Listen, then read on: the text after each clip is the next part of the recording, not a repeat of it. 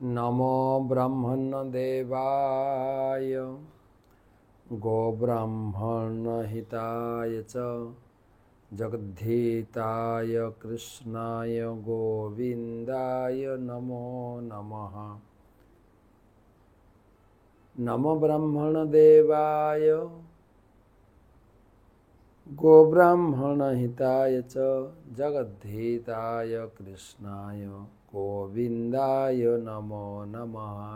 कृष्णाय वासुदेवाय देवकीनन्दनाय च नन्दगोपकुमाराय गोविन्दाय नमो नमः। ॐ नीलाचलनिवासाय नित्याय परमात्मने बलभद्रसुभद्राभ्यां जगन्नाथाय ते नमः। মণিদাসের কাহিনী। জগন্নাথপুরীতে এক সময় মণিদাস বলে একটা লোক মালি বাস করত। তিনি সপরিবারে সুখে দিন যাপন করছিলেন। দুর্ভাগ্যবশত এক সময় তার স্ত্রী মারা গেল, ক্রমে ক্রমে তার সন্তানেরাও মারা গেল। একা হয়ে পড়লেন এবং তিনি ভাবলেন যে পুনরায় তার পরিবারের সদস্য সংগ্রহ করা মানে বিয়ে করা, সংসার করা তার ইচ্ছা নেই, বরং এই জগন্নাথের আশ্রয় এবং হরিনামের আশ্রয় গ্রহণ করব, এই সিদ্ধান্ত নিয়ে তিনি বৈষ্ণব ধর্ম গ্রহণ করলেন। জাগতিক আশা ভরসা সব পরিত্যাগ করে কেবল ভগবানের নাম কীর্তন করতেন।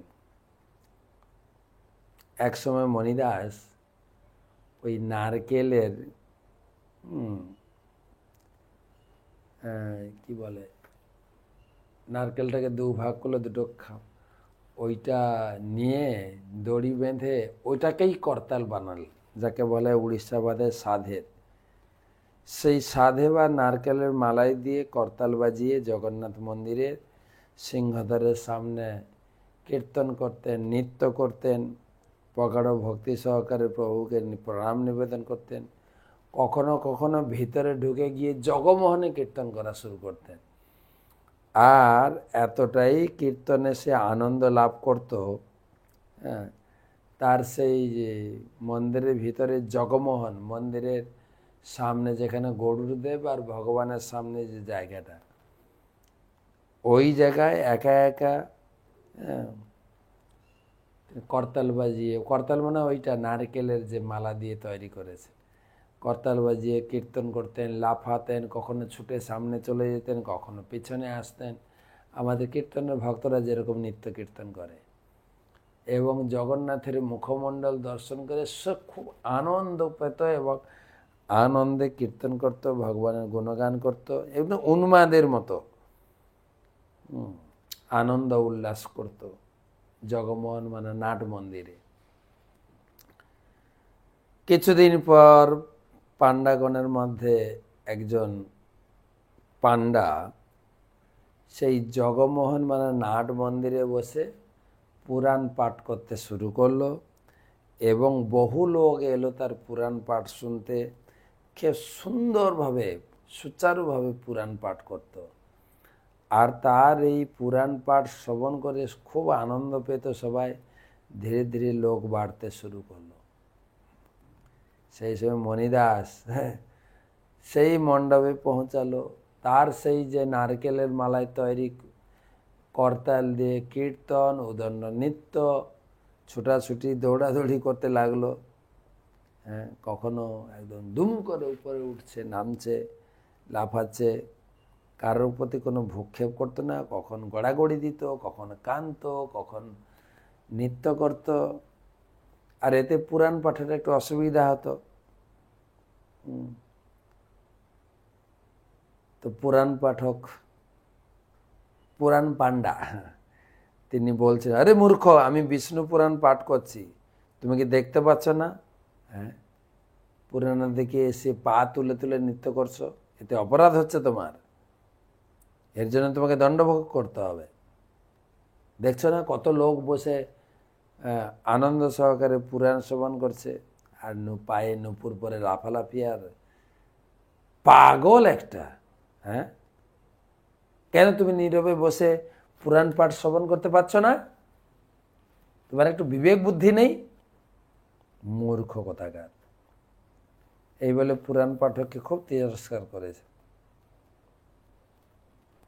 আর সেই মণিদাস ভগবানের দর্শন নাম কীর্তনে এতটাই মজে গিয়েছিলেন, সে পুরাণ পাঠের কথাতে কোনো ভক্ষেপই করলো না, কোনো প্রত্যুত্তর দিল না।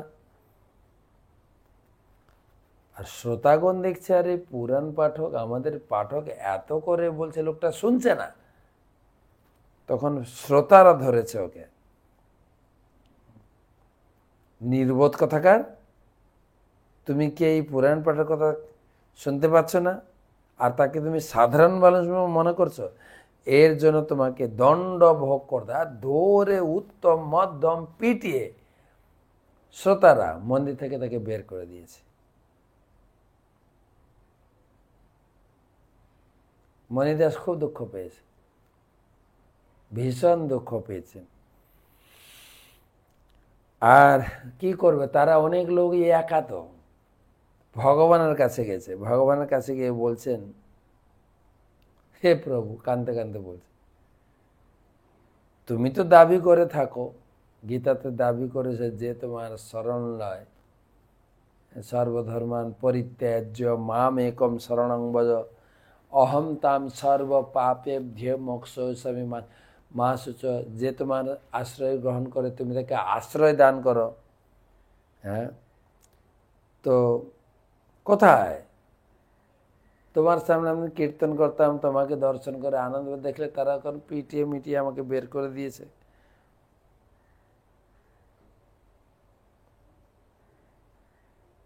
প্লিজ, আমি তোমার চরণে আশ্রয় গ্রহণ করছি, তুমি আমাকে আশ্রয় দান করো। আর দেখো, তোমার আশ্রয় গ্রহণ করে আমাকে এত কিছু সহ্য করতে হচ্ছে, এখন আমি বুঝতে পারছি না আসলে তুমি দয়ালু না কঠিন, তুমি কতখানি মহান, এবং তুমি তোমার সেবকের প্রতি এতটাই নিষ্ঠুর। রেগে মেগে জগন্নাথের উপর রাগ করে করতাল ছুঁড়ে ফেলে দিয়ে বিরক্ত হয়ে ঘরে ফিরে গেছে, কিছু আহার না করে ভগবানের ধ্যান করতে করতে জগন্নাথ দেবের সন্ধ্যার দর্শন না করেই নিদ্রার উদ্দেশ্যে শয়ন করেছে। সেদিন মন্দিরে আরতি অনুষ্ঠান হলো, ভগবানকে ভোগ দিয়েছেন, দ্বারগুলি বন্ধ করে পূজারী ভগবানকে শয়ন দিয়ে বাড়ি গেছেন। জগন্নাথ তো ঘুমাতে পারছেন না, শ্রী জগন্নাথ দেব ঘুমাতে পারলেন না। ওখান থেকে সরাসরি রাজপ্রাসাদে গেছেন, রাজার শয়ন যেখানে করছিলেন তার পাশে দাঁড়িয়ে গিয়ে রাজাকে ডাক দেয়, এই রাজা, তুমি আরামে ঘুমাচ্ছ তাই না? আমি ঘুমাতে পারছি না। বলছে, কেন প্রভু, আপনার কোনো সেবা অপরাধ? বলছে, আমার একটা ভক্ত মণিদাস, সে আমার আনন্দ বিধানের জন্য, আমার সুখের জন্য, গরিব লোক, এটা নারকেলের করতাল নিয়ে আমাকে কীর্তন করে শোনাত। আমার খুব আনন্দ লাগতো। ঠিক যেমন একজন মানুষ যদি 1 বছর বয়সে একটা পুত্র থাকে, সেই পুত্রটা মেঝেতে হামাগুড়ি দিতে পিতার কাছে এসে পিতার কোলে চড়ে বসে এবং অস্ফুট স্বরে ভাঙা ভাঙা কথা বলে, তার পিতা কতই আনন্দ পায়। ঠিক তেমনি মণিদাস হয়তো ভালো কীর্তন না করতে পারে, কিন্তু তার কীর্তন আমি উপভোগ করি, আমি খুব উপভোগ করি তার কীর্তন। আর কোথা থেকে একটা পুরাণ পান্ডা এসে তাকে মন্দির থেকে বের করে দিয়েছে মণিদাসকে? সাহস কি! সে এত পাণ্ডিত্য হয়ে গেছে নাকি?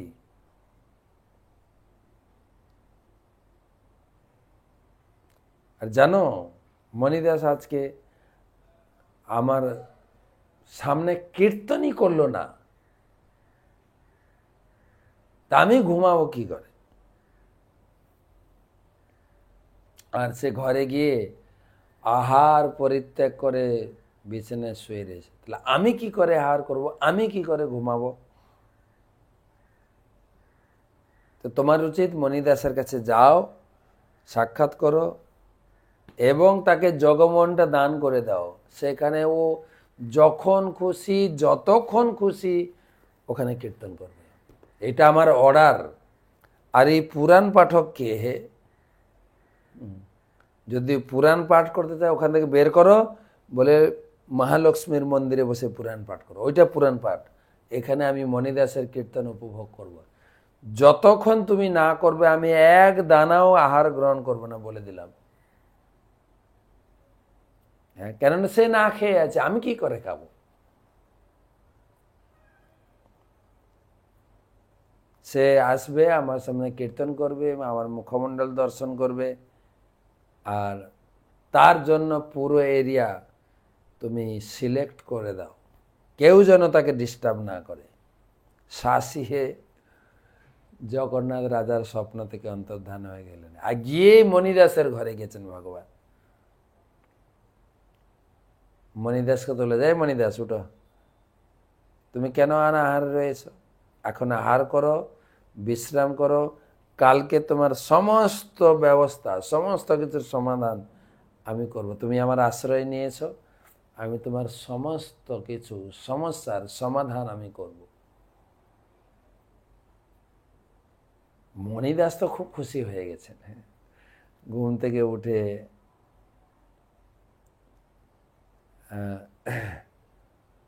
চিন্তা করছেন, আরে ভগবান আমাকে বিশেষ কৃপা করেছেন।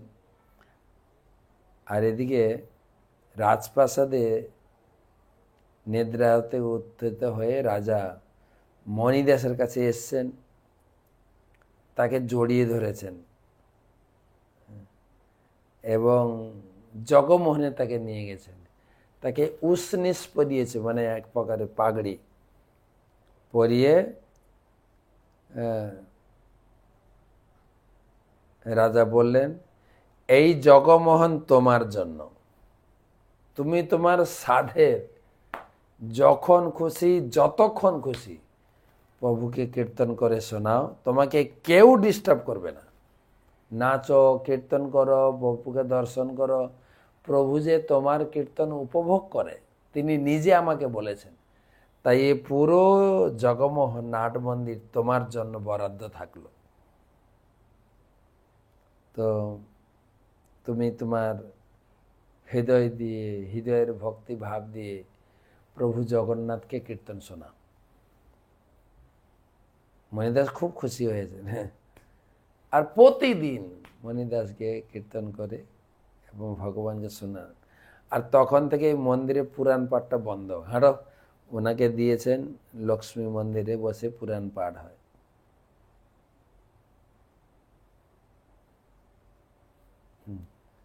প্রভু তার ভক্তকে এতটাই পছন্দ করে নিয়েছেন, পুরাণ পাঠককে বের করে দিয়েছেন, যাও এখান থেকে। তো সেই জগমোহনটা এখনো ঘেরা থাকে, এখানে ভক্তরা গিয়ে প্রার্থনা করেন। কখনো কখনো ভক্তরা কীর্তন করে ওখান থেকেই ভগবানকে আনন্দ বিধানের জন্য ওখানে কীর্তন, লাফালাফি, প্রণাম। তো এই ছিল ভগবান এবং তার ভক্তের প্রেমের সম্পর্ক, মাধুর্যের সম্পর্ক, ভাবের সম্পর্ক। গীতায় ভগবান বলেছেন, যে যথামাং প্রপদ্যন্তে স্তাং ততৈব ভজাম্যহম। যে যথা তাম তথা, যে যতটুকু আমাকে তার ভাব ভক্তি অর্পণ করে আমি ততটুকুই তাকে প্রতিদান দিই, যতটুকু ততটুকু। যে যথা তাম তথা। শ্লোকটা পড়বেন চতুর্দশ অধ্যায়ে, 4 অধ্যায়ে 11 শ্লোক। একদম মেপে মেপে ভগবান বলেছেন। এই ভগবান আর তার ভক্তের মাধুর্যের সম্পর্ক নবম অধ্যায়ে গীতায় দিয়েছেন। আর সেই অধ্যায়ের নাম রাখা হয়েছে রাজগুহ্য যোগ। পড়েও যদি আপনি ভক্ত না হন আর ভগবানের প্রতি যদি আপনার অসীম প্রগাঢ় দৃঢ় বিশ্বাস না থাকে, ভক্তের সঙ্গে ভগবানের যে প্রেমের সম্পর্ক নবম অধ্যায়ে খোলসা করে বলেছেন। খোলসা করে, আমি আমার ভক্তকে কি দিই, ভক্ত আমাকে কি দেয়। একদম ধরে রাখুন 20-21 শ্লোক থেকে একদম 34 শ্লোক পর্যন্ত কয়টা শ্লোক পড়লে ভগবানের ভাব বুঝে নেবেন। গত পরশুদিন আমার গুরুদেব, মানে রবিবার দিন গুরুদেব প্রবচন দিচ্ছিলেন মন্দিরে। আমি ট্রাভেলিং করছি, আমি ছিলাম সেদিন যখন গুরুদেব প্রবচন দিচ্ছিলেন। তখন আমাদের গ্রুপটা আমরা ছিলাম জাম্বুবান গুম্ফা, যেখানে ভগবান জাম্ববতীকে বিয়ে করেছিলেন। জাম্বুবান তার মেয়ে জাম্ববতীকে কৃষ্ণরাধে সম্প্রদান করেছিলেন। তো ওখানে বসে আমরা ক্লাস শুনছিলাম, গুরুদেবের ক্লাসটা। যে গুম্ফাতে ঢোকার আগে ক্লাসটা শুনে নি। গুরুদেবের এই শনিবারের ক্লাস খুব মহত্বপূর্ণ ক্লাস। তো তিনি ওখানে বর্ণনা করছিলেন যে বিগ্রহ বা ভগবান কোনো পুতুল নয়। তিনি আমাদের মতো একজন ব্যক্তিত্ব, কথা বলতে পারেন, নাচতে পারেন, ভক্তের সঙ্গে ভাবের আদান প্রদান করতে পারেন। তাই ভগবানকে সেইভাবে সেবা করা উচিত, সেইভাবে অন্তরের ভাব, প্রেম, ভক্তি উগাড় করে তারকে ভালোবাসা উচিত। অনেক উদাহরণ দিয়েছিলেন। এবং আরেকটা কথা বলছিলেন, যত তোমরা শিল প্রভুপাদের এই গ্রন্থগুলো পড়বে, বিগ্রহের মাধুর্যতা, বিগ্রহকে অনুভব করতে পারবে। তো এই মণিদাস ভগবানকে উপলব্ধি করেছিলেন।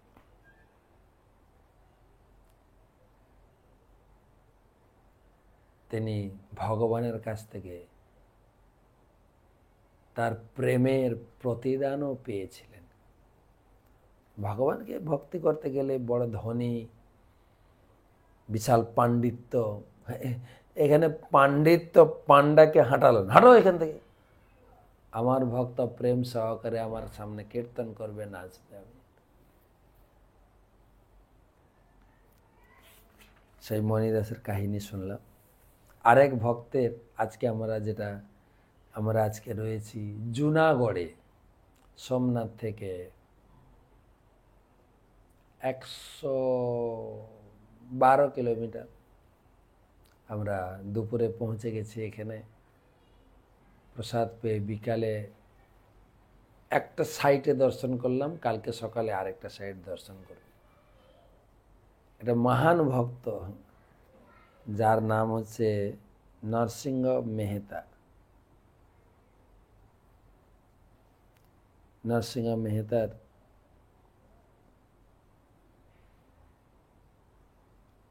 সেই তপস্থলী, যে শিব ঠাকুরের তপস্যা করে তিনি সিদ্ধি লাভ করেছিলেন, তিনি ছিলেন একজন বড় বৈষ্ণব। এমনি বলা হয় মুচকুন্দ মহারাজ, যে কাহিনীটা আমরা কালকে দর্শন করতে যাব। মুচকুন্দ মহারাজ কালকে শোনাবো। মুচকুন্দ মহারাজই পরবর্তীকালে নরসিংহ মেহতা হয়ে এসছে। নরসিংহ মেহতা গুজরাটের একজন বিখ্যাত বৈষ্ণব কবি। তার অনেক গানের মধ্যে একটা গান জগতে খুবই প্রসিদ্ধ, এবং আপনারা ইউটিউবে খুঁজলে পাবেন, বৈষ্ণব জনত। এই গানটা বিশেষ করে বিখ্যাত হয়েছে আমাদের মহাত্মা গান্ধী এই গানটা খুব পছন্দ করতেন। গানের ভাবার্থ তিনি তার জীবনে প্রয়োগ করে তিনি গানটাকে প্রচণ্ড মহত্ব দিচ্ছেন, যে এই গানটা প্রায় শুনতেন এবং ডুবে থাকতেন। বৈষ্ণব জনত তেনে কহিয়ে যে পেদি পারই জনেরে পদ পার দুঃখ উপকার করে তয়ে মন অভিমান না আনে রে। এখানকার গুজরাটি একটা সুর আছে, কয়েকটা পদ এই এই এই গানের কয়েকটা পদ দিয়েছেন, এটা অনুবাদ দিয়েছেন। বৈষ্ণব তিনি যিনি পরের দুঃখ বোঝেন, অন্যের কষ্টে সহানুভূতি দেখায় এবং কাউকে সাহায্য করলেও মনে তার অহংকার আসে না, তিনিই পরম বৈষ্ণব। যে সকল প্রাণীতে সমভাবে নমস্কার করে, কাউকে নিন্দা করে না, মন বাক্যে কর্মে স্থিরতা ধরে রাখে, ধন্য সেই জননী, এইরকম বৈষ্ণব সন্তান যিনি জন্ম দিয়েছে। যার চিত্ত সমদর্শী, লালসা ত্যাগী, অন্যের পত্নীকে মাতৃরূপে দর্শন করে, যার জিহ্বা কখনো মিথ্যা কথা বলে না, অন্যের সম্পত্তির প্রতি তার কোনো আকর্ষণ নেই, যে মোহমায়া আবদ্ধ নয়, যার মনে দৃঢ় বৈরাগ্য আছে, যে রাম নামের সঙ্গে লীন, তার দেহে সমস্ত তীর্থের বাস, সেই বৈষ্ণব। যার মনে লোভ ও ভণ্ডামি নেই, সে সত্যাগ্রহে স্থির, যে কাম ও ক্রোধকে জয় করেছেন, তিনি হচ্ছেন সেই প্রকৃত বৈষ্ণব এবং ভক্ত। এটা অহিংসার আন্দোলনের একটা বড় হাতিয়ার বা গান হিসেবে মহাত্মা গান্ধী গ্রহণ করেছিলেন এবং ভারতের জাতীয় আন্দোলনে বারবার এই গানটি তখন গাওয়া হতো, বৈষ্ণব জনত।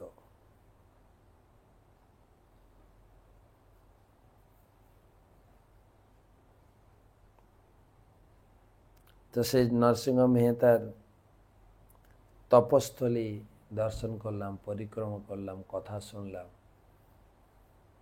আর আজকে আমাদের এখানে প্রচুর বাঙালি ভক্ত রয়েছেন, যাদের বাড়ি মেদিনীপুর, হুগলি, এখানে সোনার কাজ করেন, সোনার দোকান বা সোনার কাজ অনেকে করেন। তো এটা দর্শন করে আমরা এখন যাচ্ছি একটা বাঙালি ভক্তদের নিয়ে একটা ভাগবত পাঠের আয়োজন। তো এখানকার আপনাদের যে প্রতি সন্ধ্যায় যে ভাগবত পাঠ, এটা কমপ্লিট করি আজকে আলোচনা করব 22 শ্লোক থেকে। নম ওং বিষ্ণুপাদায় কৃষ্ণ পৃষ্ঠায় ভূতলে শ্রীমতে ভক্তি বেদান্ত স্বামী নীতি নামিনে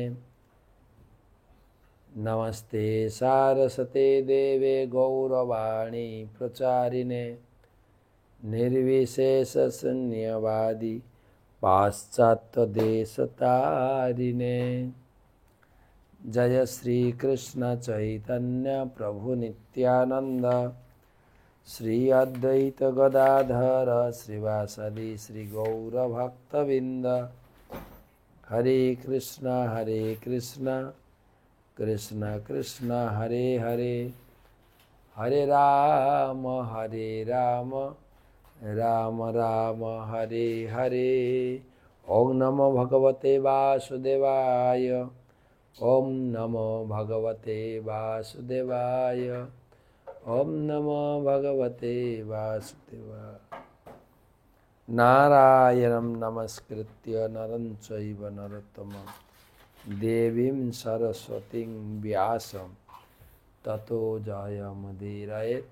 नमो विष्णुपादाय कृष्णपृष्ठाय भूतले श्रीमते जयपताका स्वामी निति नामिने নম আচার্য পাদায় নিতাই কৃপা প্রদায়িনে গৌর কথা ধামদায় নগর। শুধু সজ্জন মণ্ডলী, মমতাময়ী মাতৃমণ্ডলী, আজকে আমাদের আলোচনা পঞ্চম স্কন্ধে ১৬ অধ্যায় দ্বাবিংশতি শ্লোক থেকে। আজকে এই অধ্যায়ের সমাপ্তি ক্লাস। আজকে হচ্ছে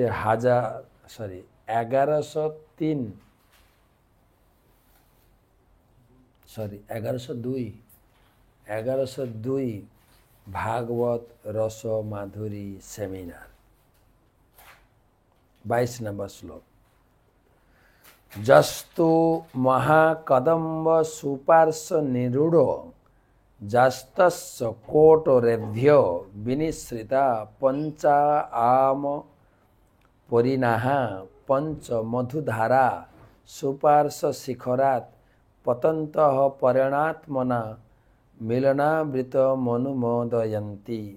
অনুবাদ: সুপার্শ্ব পর্বতের পার্শ্বদেশে মহাকদম্ব নামে একটি প্রসিদ্ধ বৃক্ষ আছে।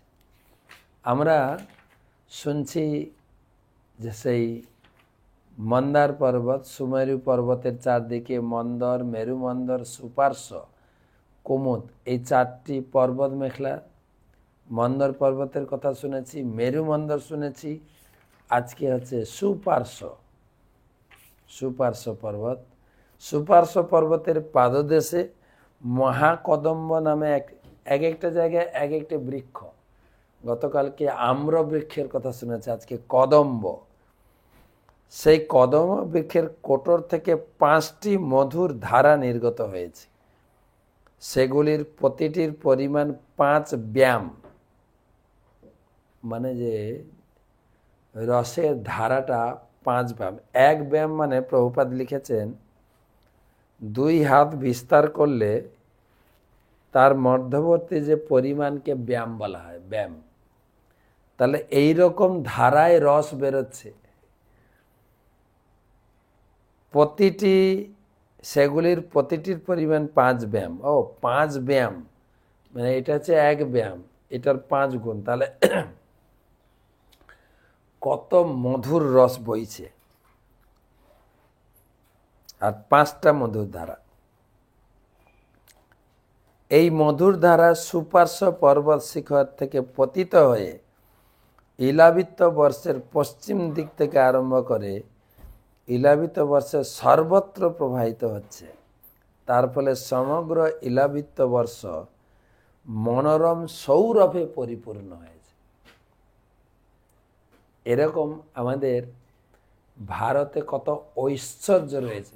ভারতে না, এই ব্রহ্মাণ্ডে ভগবান জগৎকে ভোগ করার জন্য কত কিছু দিয়ে গেছেন।